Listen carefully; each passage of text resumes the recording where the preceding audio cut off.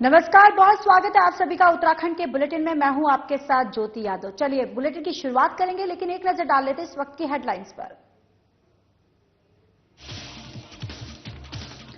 अंतर्राष्ट्रीय प्रवासी उत्तराखंडी सम्मेलन को लेकर सीएम धामी ने की तीसरी। प्रवासी उत्तराखंडियों ने दुनिया में किया है मुकाम हासिल। सम्मेलन में कई प्रवासियों ने लिया हिस्सा। स्वर्गाश्रम में जनसंपर्क में हिमानी राणा को मिला समर्थन। ठंड के बीच बीजेपी प्रत्याशी के जीत के लगे नारे। ऋषिकेश से महाकुंभ स्नान के लिए देव डोलिया प्रयागराज रवाना। धारी देवी दांडानाथ राजा की डोली पहुंची त्रिवेणी घाट। सैकड़ों श्रद्धालुओं ने दर्शन किया आशीर्वाद। ऋषिकेश में 5 दिन के नवजात का शव किया दान। माता पिता ने दिल पर रखा पत्थर। समाज के सामने माता पिता ने पेश की मिसाल। और मौसम का बदला मिजाज। मौसम विभाग की भविष्यवाणी सटीक हुई साबित। पहाड़ों में देर रात से हो रही है बारिश और बर्फबारी।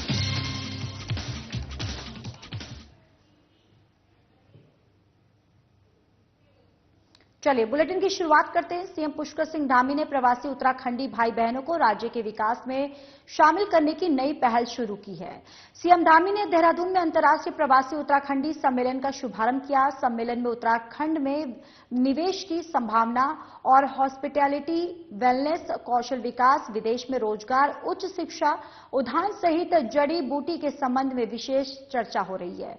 आइए आपको सीधा लेकर चलते हैं, उन्होंने आगे क्या कुछ कहा। महत्व संख्या का नहीं है, महत्व इस बात की है कि एक शुरुआत हुई है। मैं आप सभी को विश्वास दिलाता हूं कि आपके इन सराहनीय प्रयासों में हमारी सरकार हर संभव प्रयास करेगी, क्योंकि पिछली बार जब हम भारतीय जो देश के अंदर रहने वाले हमारे प्रवासियों का सम्मेलन कर रहे थे, तो बहुत सारे लोग आए थे कि हम कैसे अपने गांवों को गोद ले सकते हैं, इसकी क्या प्रक्रिया होगी। तो उसके लिए पूरा का पूरा एक हम लोगों ने वो बना दिया है और एक पूरा सेल भी गठित कर रहे हैं। प्रवासी प्रकोष्ठ भी हम गठित करने जा रहे हैं, उसकी भी हमारी सारी तैयारियां चल रही हैं। भाइयों बहनों, आप सभी लोग जानते हैं कि हमारे देश के यशस्वी प्रधानमंत्री आदरणीय नरेंद्र मोदी जी ने वर्ष 2047 तक भारत को विकसित भारत बनाने का संकल्प लिया है और इस महान संकल्प को लेकर आज हर एक देशवासी और हर एक भारतीय जो विदेशों में भी रहते हैं, वो इस संकल्प की पूर्ति के लिए काम कर रहे हैं और भारत को एक विकसित राष्ट्र बनाने के लिए उस संकल्प को पूरा करने में उत्तराखंड भी अपनी महत्वपूर्ण भूमिका निभा रहा है। आज प्रधानमंत्री जी के मार्गदर्शन में और मुझे आप सबको बताते हुए ये खुशी भी हो रही है कि प्रधानमंत्री जी के हृदय में उत्तराखंड बसता है और सच में हर एक उत्तराखंड वासी के हृदय में भी हमारे प्रधानमंत्री जी रहते हैं और हम जितनी भी अपनी समस्याएं हैं, हमारे लिए जो होने वाले काम हैं, उसके लिए जब भी प्रधानमंत्री जी के पास गए हैं, उन्होंने कभी भी हमें निराश नहीं किया है। उसका परिणाम है कि आज हर क्षेत्र में उत्तराखंड तेजी से प्रगति कर रहा है। चाहे आप रेलवे का क्षेत्र लीजिए, आज चाहे हवाई कनेक्टिविटी का क्षेत्र लीजिए, सड़कों का क्षेत्र लीजिए। आप बहुत सारे लोग हो सकता है डायरेक्ट देहरादून ना आए हों आप में से, अगर दिल्ली से बाई रोड भी आए होंगे तो आने वाले समय में जो एक्सप्रेस वे यहाँ बन रहा है और कुछ ही महीनों में उसका काम पूरा हो जाएगा, तो दिल्ली से देहरादून की दूरी मात्र 2.5 घंटे में पूरी हो जाएगी।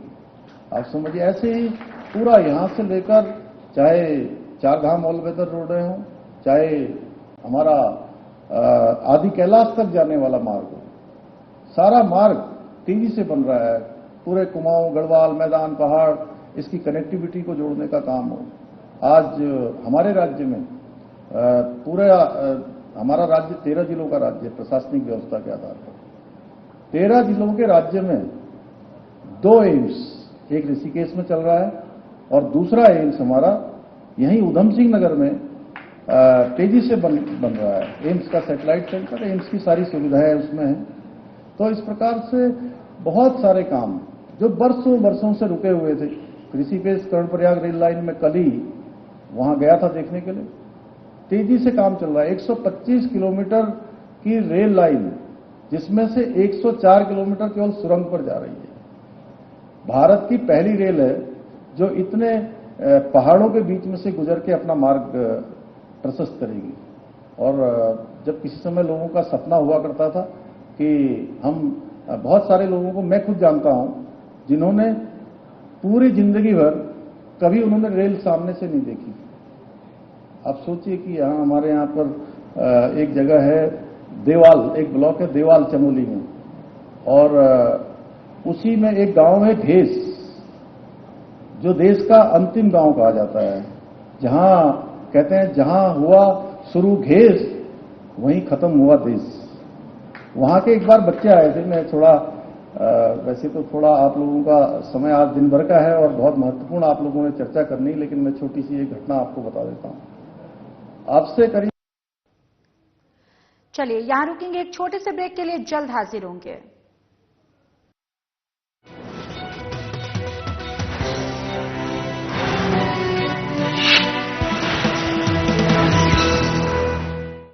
भूमि उत्तराखंड हर वर्ष गर्मियों के महीनों में लाखों चार धाम यात्रियों और श्रद्धालुओं का स्वागत करती है। सर्दियों में धामों के कपाट बंद हो जाते हैं, लेकिन इस दौरान भी चार धामों की पूजा अर्चना उनके शीतकालीन प्रवासों में अनवरत की जाती है, जहां बड़ी संख्या में तीर्थयात्री दर्शन के लिए आते हैं।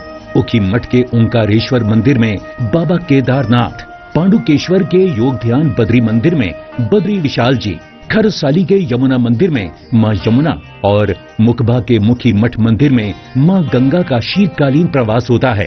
चार धाम के साथ साथ कार्तिक स्वामी, महासू देवता, मां हाट काली, जागेश्वर धाम, नैना देवी, कैची धाम सहित बहुत से धार्मिक पौराणिक महत्व के मंदिर हैं, जहां प्रतिवर्ष लाखों श्रद्धालु हर मौसम में शीश नवाने आते हैं। आइए आप भी इन सर्दियों में उत्तराखंड में आध्यात्म और पर्यटन का आनंद उठाइए।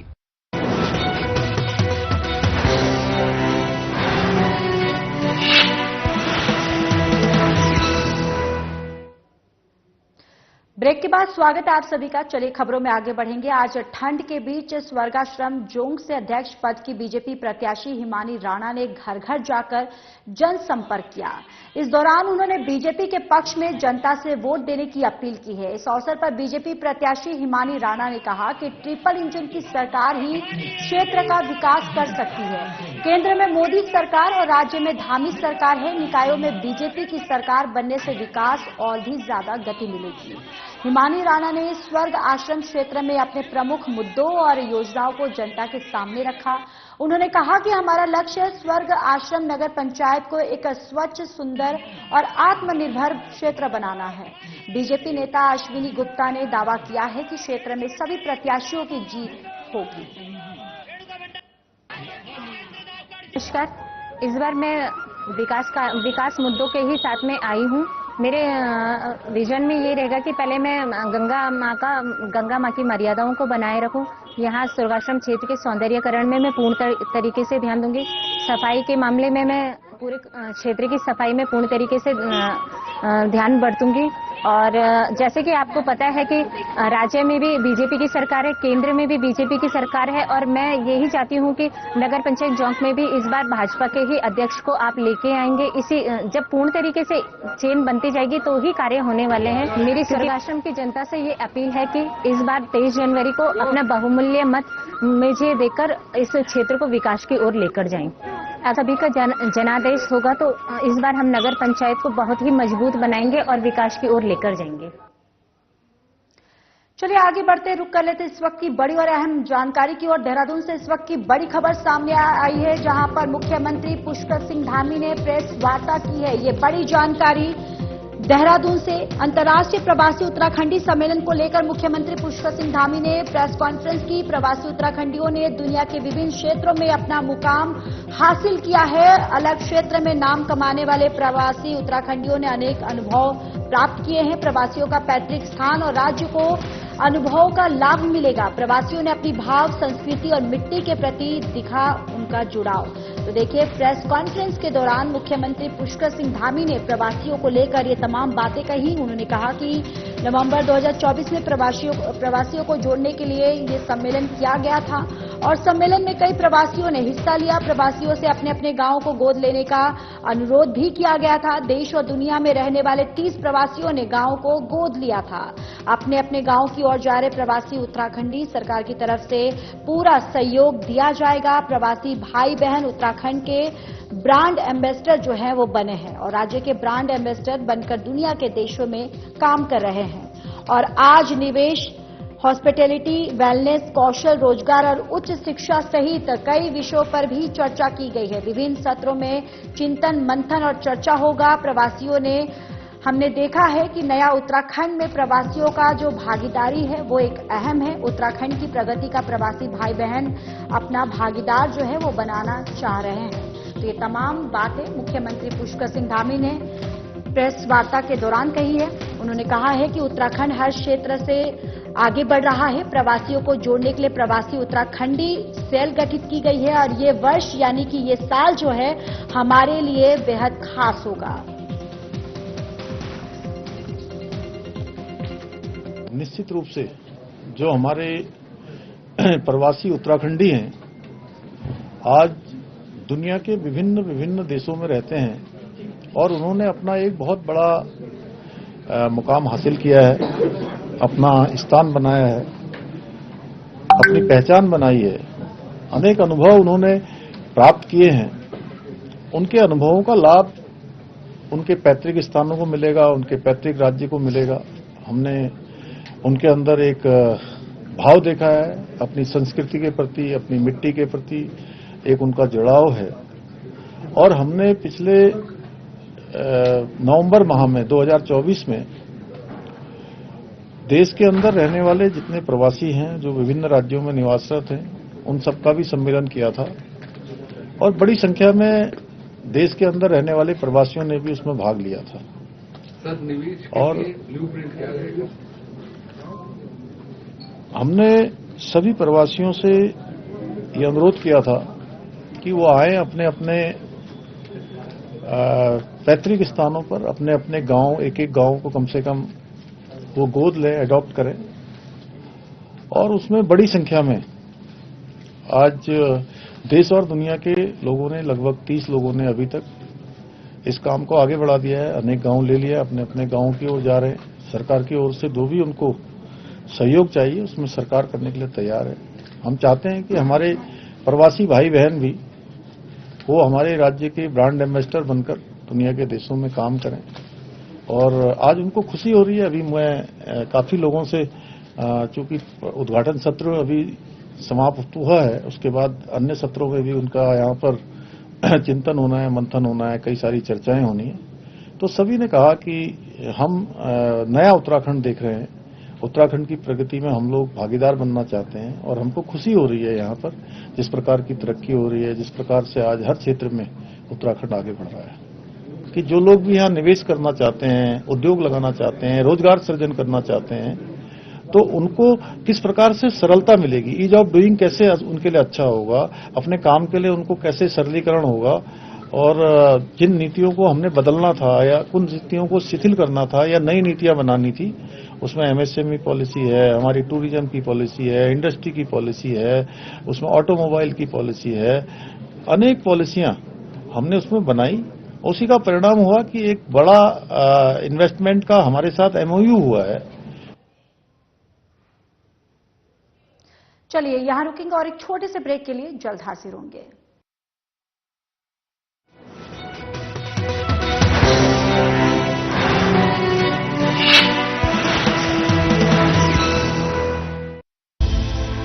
विंटर टूरिज्म का बेहतरीन केंद्र है उत्तराखंड। जहां नजर उठाएं प्राकृतिक सौंदर्य ही पाएं। परिवार के साथ शांति की तलाश हो या चाहिए दोस्तों के साथ थोड़ा थ्रिल, सब कुछ मिलेगा यहाँ। आइए Uttarakhand. Eco tourism, wildlife tourism, adventure tourism, हर तरह के विकल्प हैं मौजूद। जंगलों में लीजिए ट्रैकिंग का मजा, बर्फ से ढकी वादियों में स्कीइंग का लुत्फ, खूबसूरत रास्तों पर माउंटेन बाइकिंग, खुले आकाश में पैराग्लाइडिंग और रॉक क्लाइंबिंग का अपना है रोमांच। मशहूर टूरिस्ट स्पॉट्स के साथ साथ प्रकृति की गोद में बसे हजारों होम स्टे में मिलता है स्थानीय संस्कृति और पारंपरिक जीवन शैली से रूबरू होने का मौका। उत्तराखंड में हर अनुभव, हर गुजरा पल जिंदगी भर की यादें बन जाता है। आप भी उत्तराखंड में पर्यटन का आनंद उठाइए। आइए उत्तराखंड।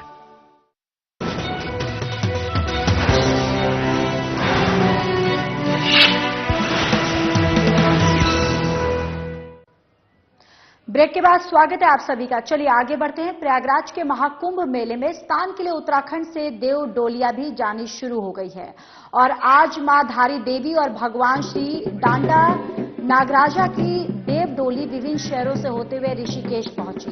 यहां देव डोलियों ने त्रिवेणी घाट संगम पर स्नान किया और प्रयागराज के लिए रवाना हो गई। इस दौरान शहरवासियों को देव डोलियों के दर्शन कराने के लिए शोभा यात्रा निकाली गई। आपको ये भी बताते चले कि त्रिवेणी घाट पर देव डोलियों के दर्शन करने के लिए सैकड़ों श्रद्धालुओं की भीड़ उमड़ी। श्रद्धालुओं ने देव डोलियों के दर्शन कर आशीर्वाद लिया और राज्य की खुशहाली को लेकर प्रार्थना भी की है। मौके पर त्रिवेणी घाट देव डोलियों को जयकारों से गूंज उठा और पूरा वरिष्ठ जो राज्य आंदोलनकारी सरोज डिमरी और सुरेंद्र प्रसाद सुंदरियाल महाराज ने बताया है कि हरिद्वार और अन्य शहरों से होते हुए देव डोलियां प्रयागराज कुंभ मेले में स्नान के लिए पहुंचेंगी और इस दौरान हर शहर में श्रद्धालुओं को देव डोलियों के दर्शन का सौभाग्य प्राप्त होगा। आज त्रिवेणी घाट पर देव डोली स्नान के बाद जमकर नाची भी हैं और श्रद्धालुओं को खुशहाली का आशीर्वाद भी दिया। भाग्य की बात है कि आज हमारे ऋषिकेश में डांडा नागरजा और धारी माँ की डोली आई है। ये डोली कल देहरादून से चली और आज यहाँ ऋषिकेश में पहुंची। यहाँ पर गंगा स्नान करके ये डोली रात्रि विश्राम के लिए हरिद्वार जाएगी और हरिद्वार से ये डोली प्रयागराज कुंभ स्नान के लिए जा रही है। मैं माँ भगवती का और नागरजा का धन्यवाद करना चाहती हूँ कि आज हमको ये शुभ अवसर मिला कि हम लोग आज डोली के दर्शन कर सकें। अहो भाग्य है हमारे। उद्देश्य है हमारी उत्तराखंड की देव संस्कृति है। संस्कृति से पहले एक शब्द आता है देव, देव सभा और इंद्रघटा। पहले देवताओं की जो सभा लगती है, सबसे पहले देवताओं का ये कुंभ है। 12 वर्ष में कुंभ लगता है, 12 वर्ष में कुंभ लगता है और 6 वर्ष में अर्धकुंभ, 12 वर्ष में कुंभ, ऐसे ऐसे करके गुणा करके 12 बार जब 12 साल हो जाते हैं तो पूर्ण देव महाकुंभ लगता है। जिसे ऋषिकेश एम्स में हृदय गति रुकने से मौत की नींद सोए 5 दिन के नवजात का शव माता पिता ने दिल पर पत्थर रखकर दान कर दिया है। लायंस क्लब ऋषिकेश, देवभूमि और मोहन फाउंडेशन के सहयोग से नवजात के शव को देहरादून स्थित ग्राफिक एरा मेडिकल कॉलेज को दिया गया है। मेडिकल कॉलेज में नवजात के शव पर रिसर्च किया जाएगा। उत्तरकाशी निवासी मनोज लाल और विनीता देवी ने नवजात के शव को दान कर जो मिसाल समाज के सामने पेश की है उसे लोग जिंदगी भर याद रखेंगे। आपको बताते चले कि उत्तरकाशी के अदनी रोनथाल गांव के निवासी और पेशे से ड्राइवर मनोज लाल की पत्नी विनीता देवी ने 6 जनवरी को एक पुत्र को जन्म दिया। जन्म के बाद नवजात को सांस लेने में तकलीफ हुई। 7 जनवरी को परिवार ने नवजात को एम्स हॉस्पिटल में भर्ती करवाया, जहां चिकित्सकों ने जांच के बाद बताया कि नवजात के सांस लेने और खाने की नली आपस में चिपकी हुई है। ऑपरेशन के बाद नवजात की जान को बचाया जा सकता है और सहमति मिलने पर डॉक्टरों की टीम ने नवजात का ऑपरेशन किया, लेकिन हृदय गति रुकने से नवजात ने दम तोड़ दिया।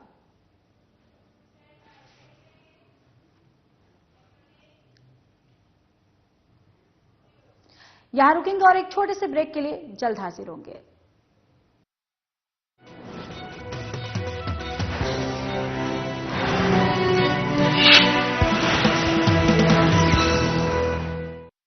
देवभूमि उत्तराखंड अब खेल भूमि बनने को है तैयार। पहली बार राष्ट्रीय खेलों के आयोजन से उत्तराखंड बनाएगा नई पहचान। 28 जनवरी से 14 फरवरी 2025 तक आयोजित होने वाले नेशनल गेम्स की तेजस्विनी मशाल और शुभंकर मौली देश भर के खेल प्रेमियों को लुभा रहा है। इस ऐतिहासिक अवसर को सफल बनाने के लिए राज्य में खेलों का बेहतरीन इंफ्रास्ट्रक्चर तैयार किया गया है, जहां प्रदेश के खिलाड़ी जमकर पसीना बहा रहे हैं। 38वें राष्ट्रीय खेलों में एथलेटिक्स, हॉकी, साइकिलिंग जैसे 35 से ज्यादा खेलों में देश भर के करीब 10,000 खिलाड़ी अपना हुनर दिखाएंगे। राष्ट्रीय खेलों के आयोजन से उत्तराखंड की खेल प्रतिभाओं को एक नया मंच मिलेगा। प्रदेश में स्पोर्ट्स इकोसिस्टम तैयार होगा, जिससे खेलों के प्रति ज्यादा से ज्यादा युवाओं का रुझान बढ़ेगा। राष्ट्रीय खेलों से चमकेगा उत्तराखंड, खेलेगा उत्तराखंड, जीतेगा उत्तराखंड।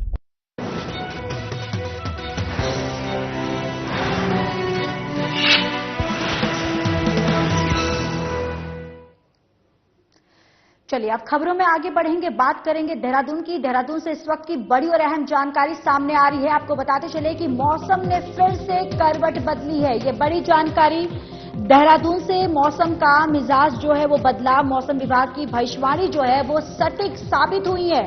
पहाड़ों में देर रात से भारी बारिश और बर्फबारी हो रही है। तापमान में गिरावट आई।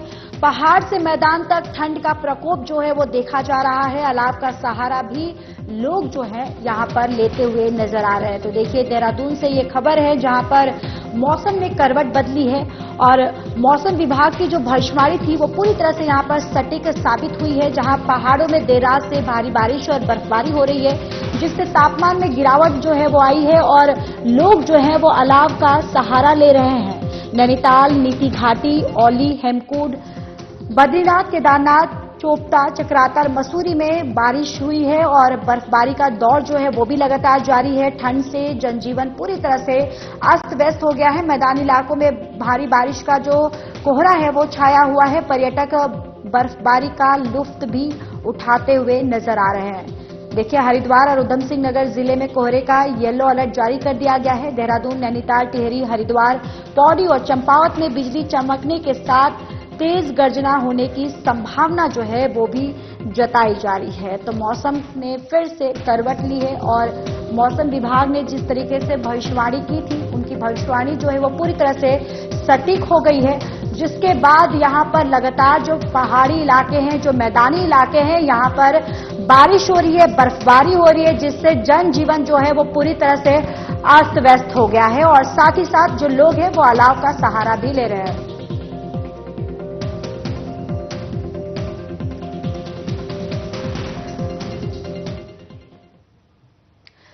तो चलिए इसी खबर पर ज्यादा जानकारी के साथ हमारे संवाददाता मसूरी से धर्मेंद्र सिंह जुड़ चुके हैं और ऋषिकेश से दीपक नारंग हमारे संवाददाता जुड़ चुके हैं।